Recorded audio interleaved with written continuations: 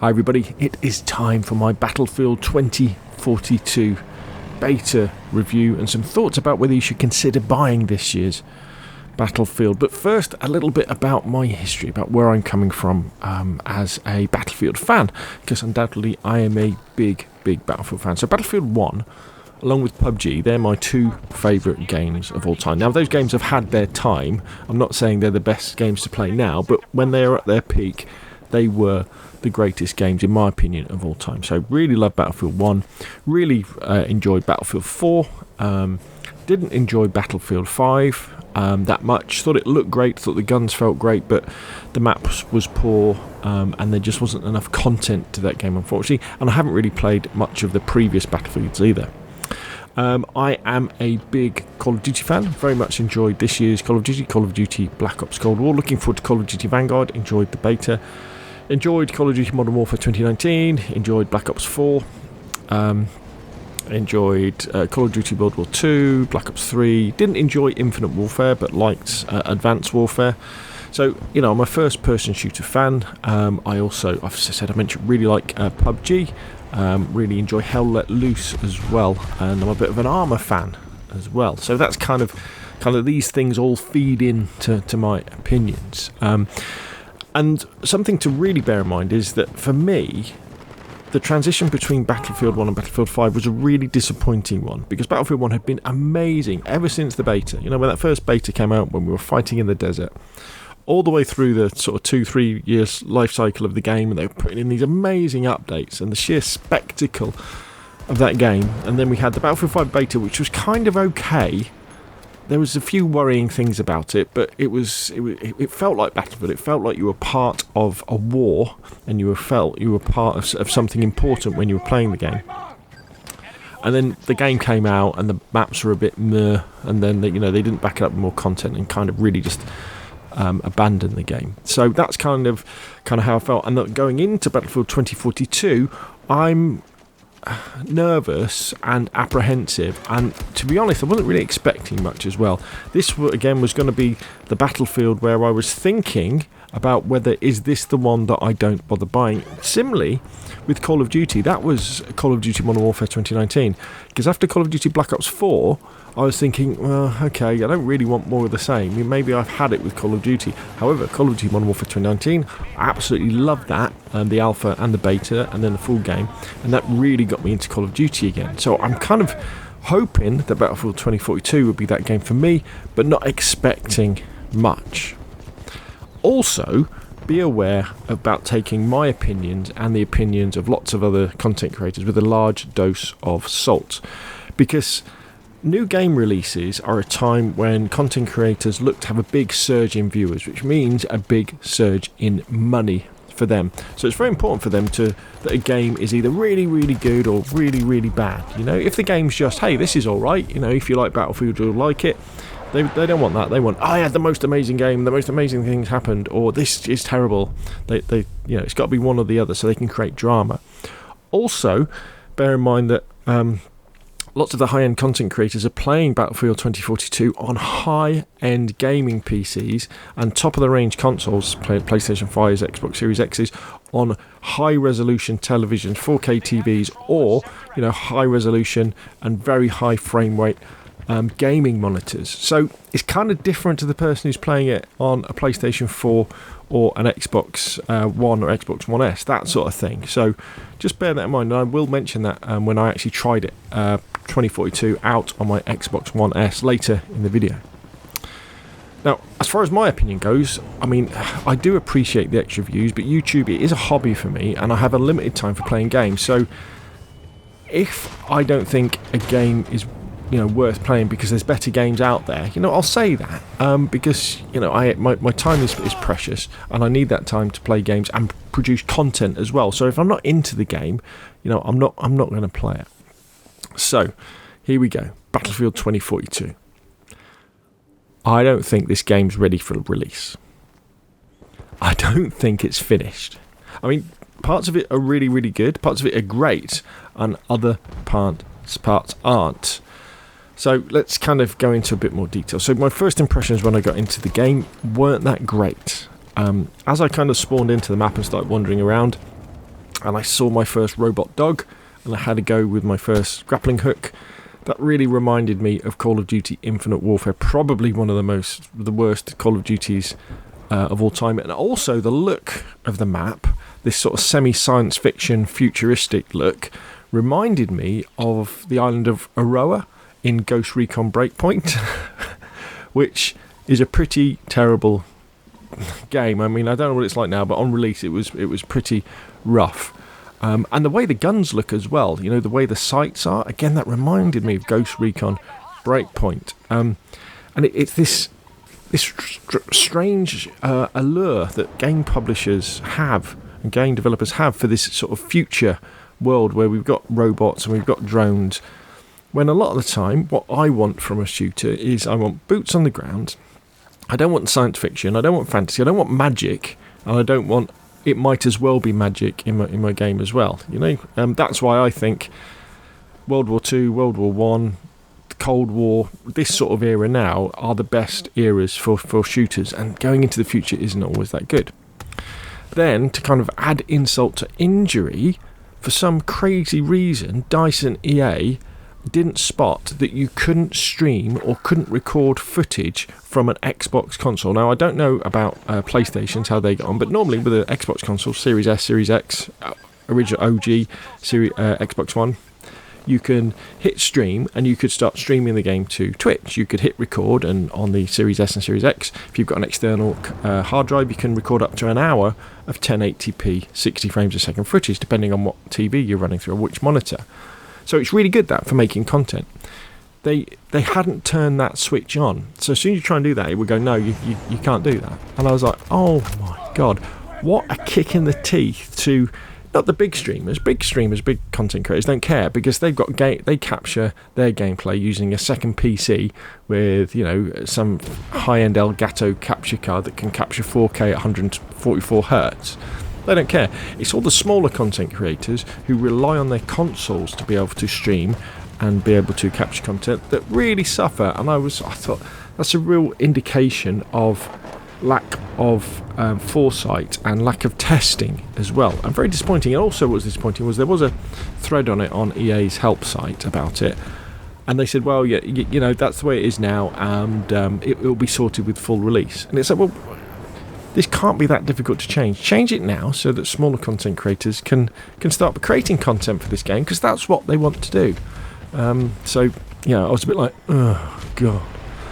So that was kind of my first impressions.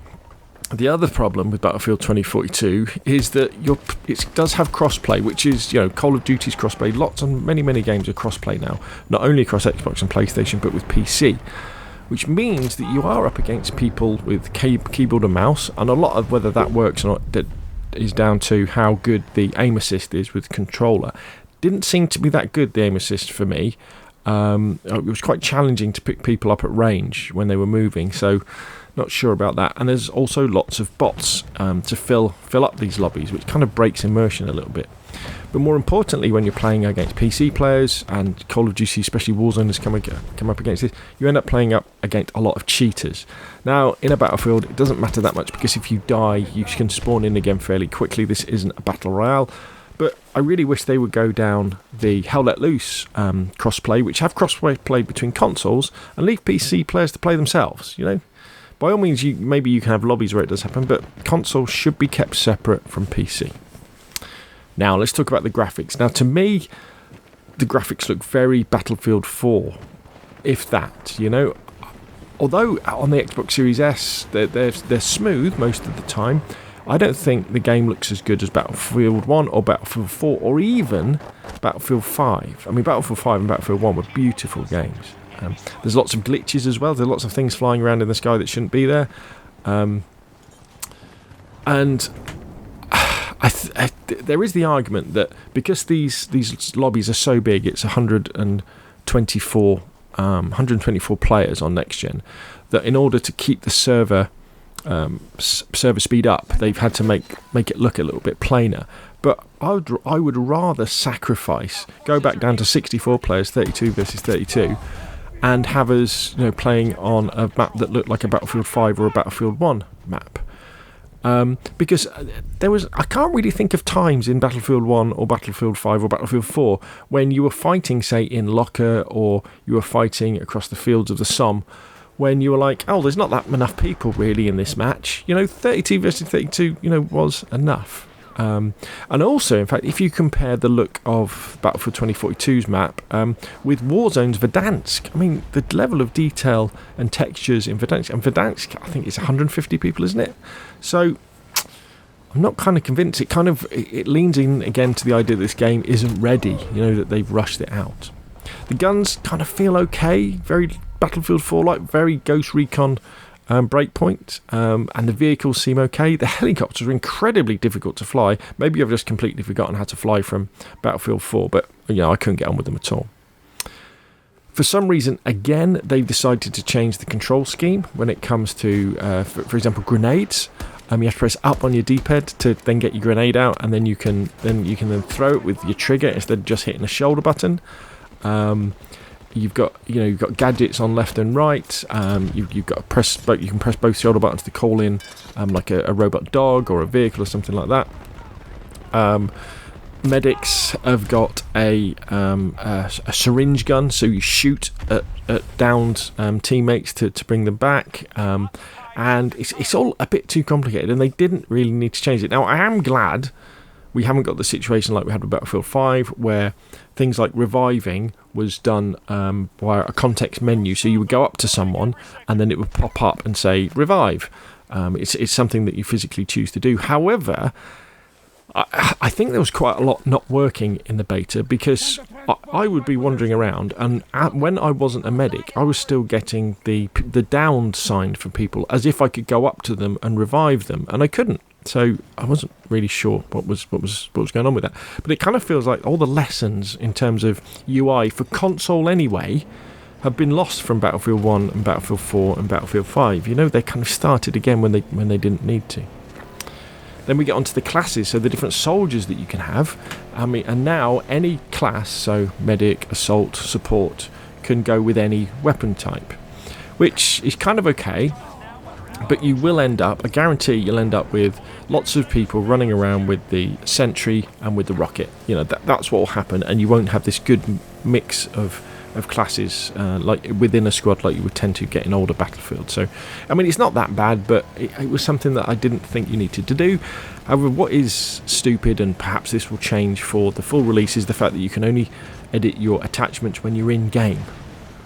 So if you're mid game and you think, actually I want to change over to a submachine gun because I want to spawn in on this hot flag, you spawn in the middle of the action, and you need to then edit the attachments, which is mental. A big criticism is it just doesn't feel, Battlefield 2042, like you're taking place in a battle. It's just like it's a sandbox that's been created to make it easy for people to create Battlefield moments. So what I mean by that is that it feels almost like this game was made in a level editor. And you've got all these tick boxes, so big map, lots of players, loads of tanks, loads of aircraft, loads of jets, tick, tick, tick, tick, tick, loads of explosions. There you go, that's Battlefield. When Battlefield isn't like that. Battlefield should be feeling like it's total war, and where those Battlefield crazy moments, the tank shooting down the helicopter, the jet smashing into the ship, all that sort of stuff, they should come from the battle, not be forced by people. So it can't. Yeah, you kind of start thinking, this is a bit pointless. It's a bit fun. It's a bit silly. We've got things like the tornado that comes in and the rocket takes off, and they give a bit of theatre to the game, but they're not as good as the behemoths from Battlefield 1. Or you could argue the V1s from Battlefield 5. 2042, it feels like a game made by a committee. As I said, it ticks lots and lots of boxes, and I also think they've really gone for the casual market as well. You've got these character soldiers. They started off with Battlefield 5, didn't it, with the elites. So instead of just having this, the medic, the support, the sniper, the assault character, that you could have maybe different skins on, so they look a little bit differently. They've all got to kind of look like some sort of odd cartoon character of a soldier, which is a real shame. And the fact that you can then change all their loadouts as well. that stops you being forced to take certain loadouts, you know, where you've got to try different things out, I think, you know, that's a bit of a shame too. Maybe the worst accusation is that 2042 just doesn't feel immersive, just doesn't feel real. It just feels a bit silly. And I don't know, we're going to have to see how it goes. I mean, you have to play the beta yourself, and you'll be able to listen to lots of other people's opinions and things like that. But all may not be lost, because I still think that 2042, probably, depending on what we get with launch, is better than Battlefield 5. But not by much. And that's really only because the maps were so bad in Battlefield 5, because I think Battlefield 5 looked better, felt better, it had a much better setting, you know, World War II, and you felt like you were part of these big pushes between soldiers as they're going backwards and forwards, where 2042 just feels like you're running around, you know, having a good time. If also DICE can fix the graphical and audio glitches and sort out the tagging system, I haven't even mentioned that, the fact that tagging and marking is an integral part of Battlefield, you know, being able to say there's an enemy over there, being able to say to your squad leader, you know, what's the plan, being able to respond saying okay, all this sort of stuff. I couldn't figure out, I mean, I could tag sort of and say, right, there's an enemy there, or go over there, but there was no like wheel that would pop up. Maybe I was doing it wrong, I don't know, but they need to get that into place. But maybe if they sort all these things out, 2042 could be a good Battlefield to play, you know, like a 7 out of 10 Battlefield, you know, maybe slightly better than Battlefield 5 if the maps are there, maybe on the same level as Battlefield 5, you know, if the maps are similar to it that way. So I don't know, we're going to see. I think you're going to have to play it yourself, and you're going to have to see. So I mentioned earlier about playing Battlefield 2042 on a last-gen console, on an Xbox One S, and I've got to say that it is a different experience. 2042 runs much rougher on last-gen and looks even worse. In fact, it almost reminded me of how the PlayStation 3 and Xbox 360 versions of Call of Duty Black Ops 3 looked when they came out. They were games that looked and played an order of magnitude worse than the previous titles on that generation, on that franchise. Battlefield 5, Battlefield 1 and Battlefield 4 look way better on last gen than 2042 does. And it's not like it's got the problem of 124 player lobbies. You know, this is 64 players, 32 versus 32. So again, bear that in mind, because when you're watching videos from all these YouTube creators and Twitch people who are streaming the game, they're not playing it on an Xbox One S. They're not playing it on a PlayStation 4. They are not playing it on a low-end gaming PC. So, back to me. You know, I mean, it's not like I didn't have some good times playing Battlefield 2042. You know, there was many good times. I mean, probably not in this footage you're watching with this gameplay. I tend to be getting killed an awful lot. But, you know, there were times, you know, I did the old thing where I used the rocket launcher to destroy, I think, either a helicopter out of the sky while I was in a parachute. I, you know, had things where I flanked enemies and took out squads, that sort of stuff, you know, and I had those few Battlefield moments. But the problem for me is that it just wasn't immersive enough for me. I didn't feel like I was part of a big battle. Now, this may be because of the map. You know, it's a bit of a round robin, you know, roundabout type of map where you would just, you know, capture one flag, then run into the other. Maybe if it had been more of a frontlines type map, which I think is one of the strongest Battlefield game modes, you know, where you were pushing forward and pushing back, so the front lines going backwards and forward, maybe I would have enjoyed it more. But as a full-time worker and a content creator, you know, I want to play games that I enjoy, because that spurs me on to make content about them so I can share what I've learned about them. And at the time of recording this video, so on the 7th of October, you know, 2021, on the second day of the beta, I think there's more interesting games that I could play, that I could then spend my money on, and most importantly, my time on. I think Call of Duty Vanguard this year for me is a must, because I really enjoyed the beta. I really enjoy the fact that it's World War II. And I mean, this may change, but I think that my Battlefield game for 21, 22, 23 is going to be Hell Let Loose. Because that is one game that is very, very immersive. It makes you feel like you're playing, you know, in a movie. You're playing in Saving Private Ryan or Company of Heroes or something like that. Unfortunately, you can't get Hell Let Loose on last-gen consoles. It's only Xbox Series S, X, PlayStation 5 and PC. I'm really not sure that Battlefield 2042 is going to be the game for me. Now, it may well be that in the run-up to launch, you know, with the Call of Duty coming out on the 5th of November, and I think Battlefield comes out on the 19th, it could be that there's lots of other information that comes out that changes my mind. It could be that when it releases, people go, oh my god, they've changed this game so much. These maps, oh, that map in the beta, that was the worst map. These ones are so much better. It could be that I then change my mind and I dive straight in, because more than anything, I want Battlefield to be great. Because I have had some of the greatest gaming experiences of my gaming life with Battlefield, whether that be Battlefield 4 or Battlefield 1. And I want that. I want other gamers to be able to experience that. But I'm not sure whether Battlefield 2042 is going to be that game. So what do you think? Put your questions down below. If you've enjoyed the video, hit like. If you want to see more of the same, press subscribe. And I will, of course, see you again soon.